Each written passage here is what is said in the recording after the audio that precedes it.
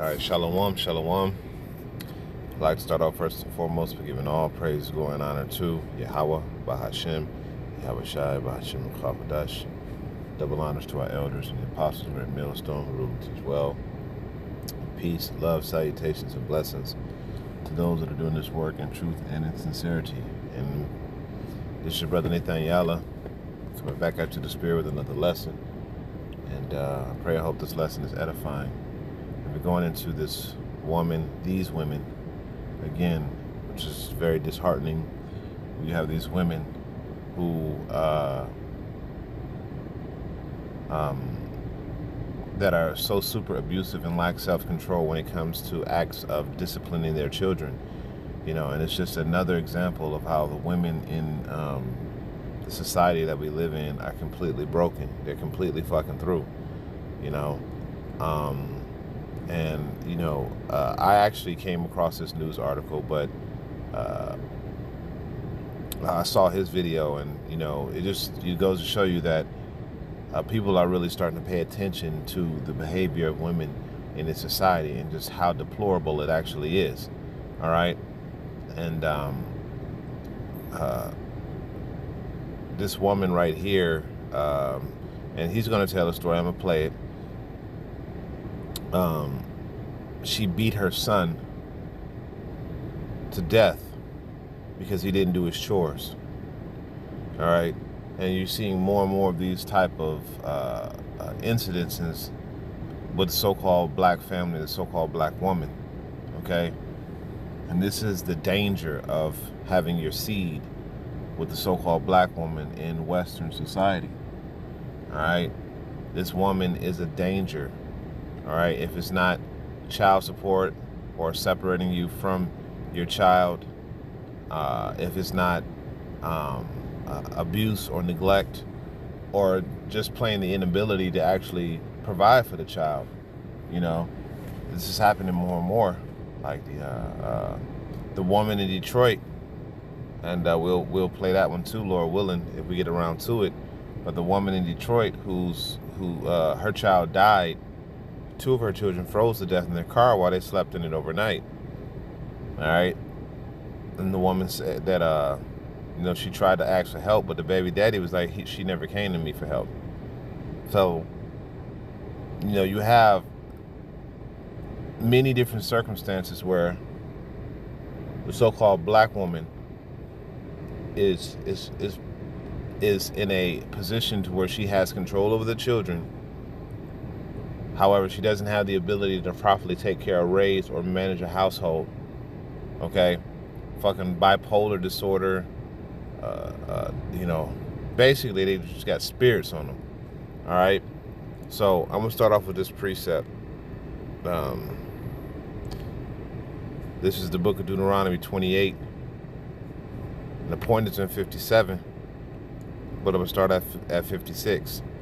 And it says, "The tender and delicate woman among you, which would not adventure to set the sole of her foot upon the ground for delicate and tenderness, her eyes shall be evil toward her husband of her bosom, and toward her son, and toward her daughter, and toward her young one that cometh out between her feet, and toward her children, which she shall bear." And this is a part of those curses that was laid upon us in Deuteronomy, the 28th chapter. That this will be the condition of our women in this society in these last days. Our women will be in this type of deplorable mind state. All right. So I'm gonna read that again. 57. It says, "And toward her young one that cometh out between her feet, and toward her children which she shall bear. For she shall eat them for the want of all things, secretly in the siege, in the straitness wherein thine enemy shall distress thee in thy gates." And this has happened in the scriptures. There's been instances in history where women have eaten their children in silence when times come when they're hungry. Now just think about that. If you're a type of woman that will beat your child to death for minuscule things, you'll eat his ass too. in situations where you ain't got no food. You'll be looking at his ass like a goddamn chicken pop. All right? And that's going to be the fate of a lot of you women and a lot of y'all children that were born to these women in this society. So I'm going to play this video with this guy. He's going to be doing a commentary about, you know, this woman who beat her child to death, and then we're gonna grab a couple more precepts. It's not gonna be a long video, you know. Without further ado. 170. You see that? Have y'all seen this mother in Seattle? She came home from work and beat her son for 3 hours. 1,172 lashes on his body. 1,172 lashes on his body, his 14-year-old body, because he didn't do his chores. She didn't even have custody of her son. She was supposed to give him back to his legal guardian. Come home from work and loses it on the kid. The no good boyfriend, he's in the house playing Xbox or PlayStation while it's happening with other kids. Don't say a thing. She does it, the boy goes limp and she's still beating his body. The boy passed away from blunt force trauma. And she waited, lifeless body, and waited till she called the police. Told the police she lost control. You don't say. And here she is crying on the talk show talking about what she'll never do for her kids.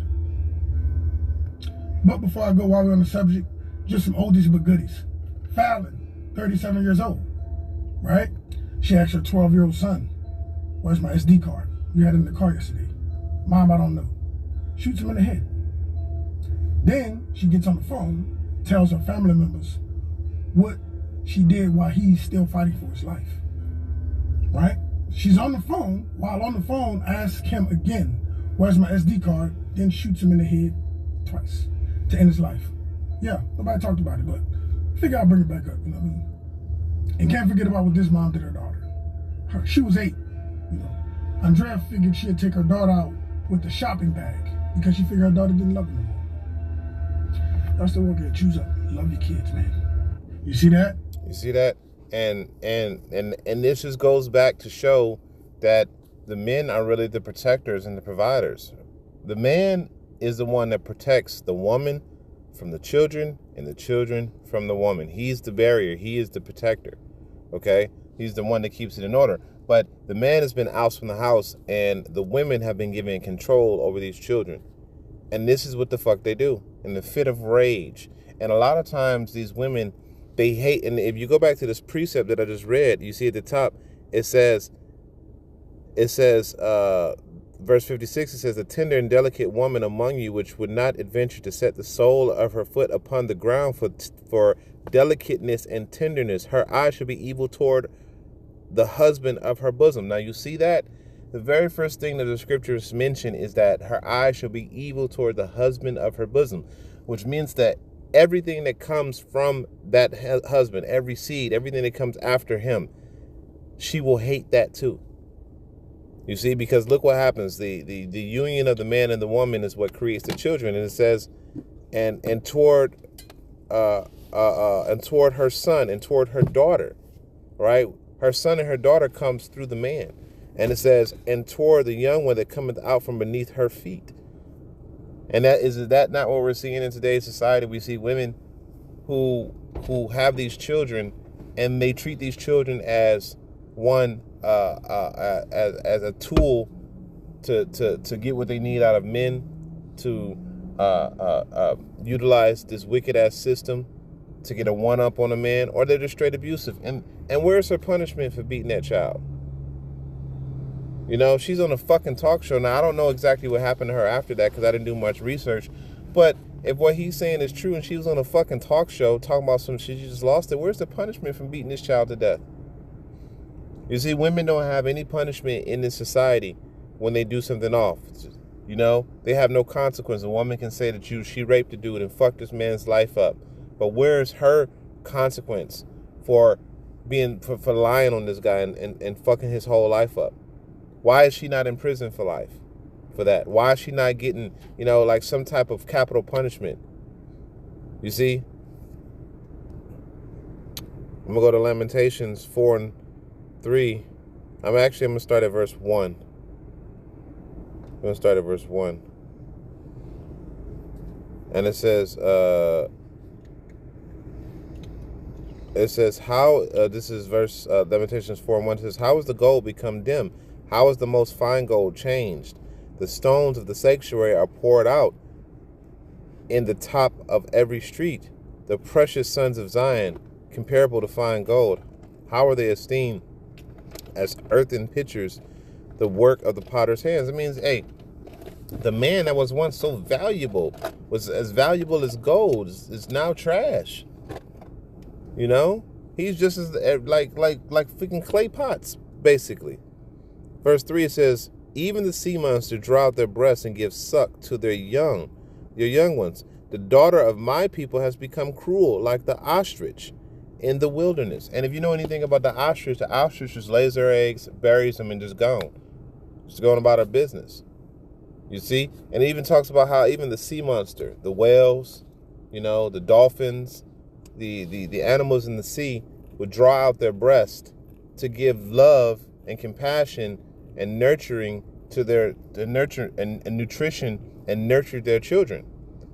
But the so-called black woman in society, and some of the so-called Latino and Native American women have become cruel to their children, evil to their fucking children, bitter, don't have no self-control whatsoever, not understanding that this being that you have is a child, doesn't have the mental faculties, especially in Western society, to actually be considered a man and do those things that you would consider to be manly. A lot of children in this society are completely underdeveloped. And why? Because they don't have access to their father. And then that becomes cross-generational. When children are being raised by their mother and then they're being chastised because they say they're not manly. Well, bitch, there was never a man in their life to make them manly. You talking about some stupidness like I'm the man and the woman. I'm the father and the mother. No, you're not.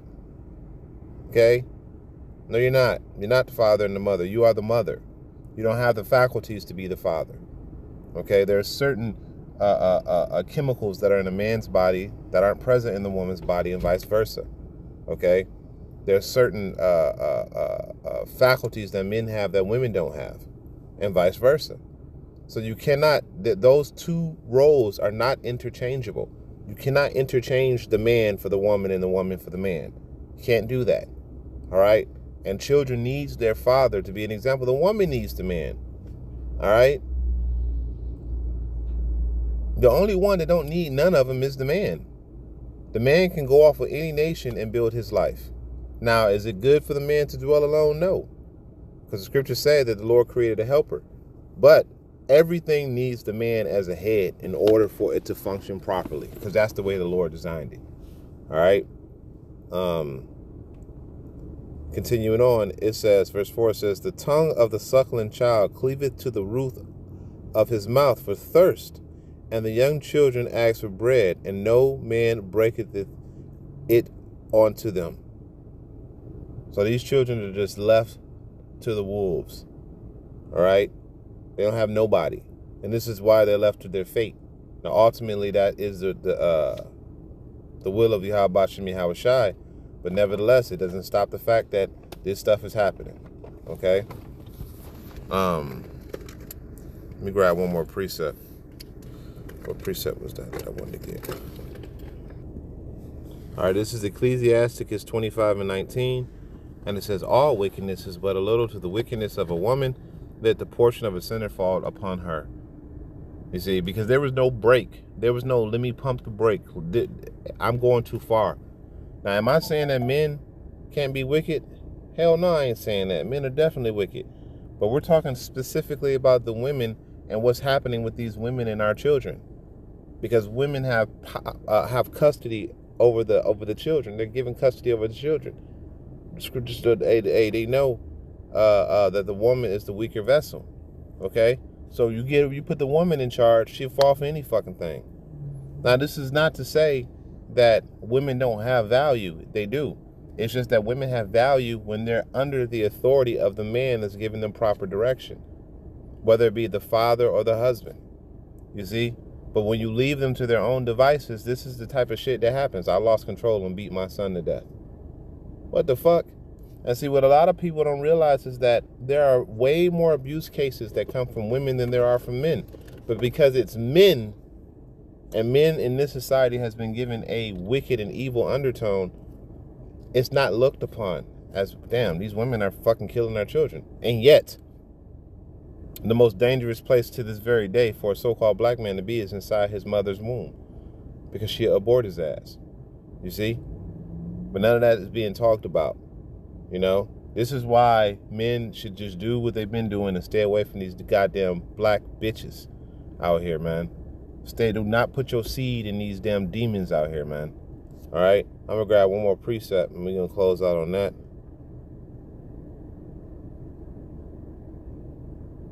Because not only is this woman the enemy of the man, she's also the enemy of our children. You know? Fucking put our children to death. Right there in the womb. Put your ass on child support, mess your life up, fighting with you. It's craziness. You know, the things that you go through in this society with women. I believe it's Micah 7 and 10. Yeah, Micah 7 and 10. It says, then she that is my enemy shall see it. Now the Lord is saying that the women in today's society, there are our enemies. And think about it. They are. Look at all of the things that a woman will put your ass through based off of her fucking feelings. You know? It's not rooted. Like I was talking to this damn black fat bitch the other day at my job.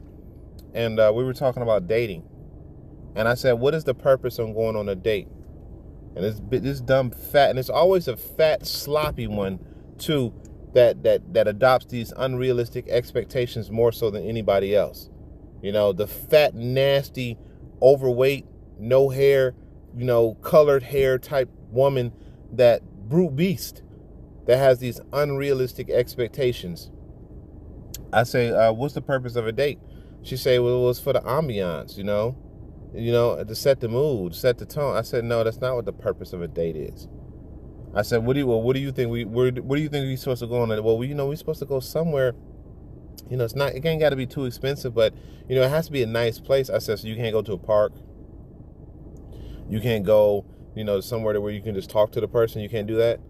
No. I said, well, the purpose of a date is to get to know the person, to see whether or not you can move forward in a relationship. It's not for you to eat and get full, you know? And she's looking like, well, you know, it is important. I said, well, I asked her, I said, okay, what sets the mood? What sets the tone? I said, you can have the mood and the tone set while you're in a public place, like a freaking park or something like that. When I was growing up, it was all about the person. If that person that you were with, if whether or not that person it made you feel a certain way, it made you want to continue wanting to get to know that person. You know? It had nothing to do with dinner or anything like that. I like this person. I like the conversation. I want to get to know them. But of course, a fat, black, sloppy, nasty, big lip chick is going to want something that is just unrealistic, because this is the delusion that women have been. And this just goes to show you that these women out here are fucking stupid, because you're looking at yourself in the mirror and you see that nobody's really going to give you that. Nobody's going to is not going to give you, especially the fantasy that you desire. But you're so enamored by this fantasy that you can't see reality. You know, and you're going to sit here and tell me that a woman as disgusting as you are going to have that type of expectation for what? You don't have nothing to offer anybody. You're working at a freaking restaurant. You don't know how to cook. You don't know how to clean. You don't know how to get along with somebody. You don't know how to freely give yourself to a man when he's in need. You know, you're argumentative and you're upset all the time. That's why the scriptures say that women are our enemies. All right, I'm going to continue on. I'm going to read it again. It says, then she that is my enemy shall see it, and shame shall cover her, which said unto me, where is the Lord thy power? right? Shame is going to cover these women for all of the evil that they've been doing, because guess what? It's happening now. Women don't have access to men as they did before. And this shit is going to get worse, because men are starting to realize that their life gets taken away. Their children gets taken away. Everything gets taken away from them from getting with the wrong woman. And guess what? It's too many wrong women out here. Okay? It's too many wrong fucking women out here. Every woman, almost every woman out here in some way, form, or fashion has picked up the Western delusion. All right? And then you get into this life and you realize that shit ain't working nothing like they said it was going to work. Nothing like that. And yet you want to cling on to the delusion instead of saying, well, wait a minute, this shit is not fucking working. The way that I was taught how things should work, it doesn't work that way. But instead of a woman realizing that, she still wants to go more so about how she feels, how the fantasy makes her feel versus how reality is actually doing her. You see? And that's why the scripture says she is my enemy, because, you know, she will believe the fiction over the reality, even though the reality is telling her that that shit is fucking fake. You're living the fakeness. You see that the shit is fake, and you see that reality is punching you in your face, and you're still going to believe the fakeness to fiction because it makes you feel a certain way by thinking about it. And that's what I'm saying. When I brought out that scriptures and limitations, the daughter of my people have become cruel, man. They're cruel. And that's the best way to put it. All right? So, man, hey, y'all men out here who got children by these women, y'all better get y'all children. And y'all men out here who are seeing these women, y'all better think twice about that, man. Make sure that the woman that you're seeing is somebody that you can actually have a child with, man. And don't be putting no goddamn seed in no woman like that in today's day and age, because as you can see, you know, and I know this from personal experience, that a woman will take your child away from you and raise that child to be something that you cannot even recognize. You would not even recognize that being your seed no more, because she done destroyed it so much. All right? So with that, you know, I pray this is an edifying lesson. I'm going to end it off by giving all praise, glory, and honor to Yahweh, Ba'ashem, Yahweh Shai, Ba'ashem, Rakal Kadesh. To the next time, I can say Shalom.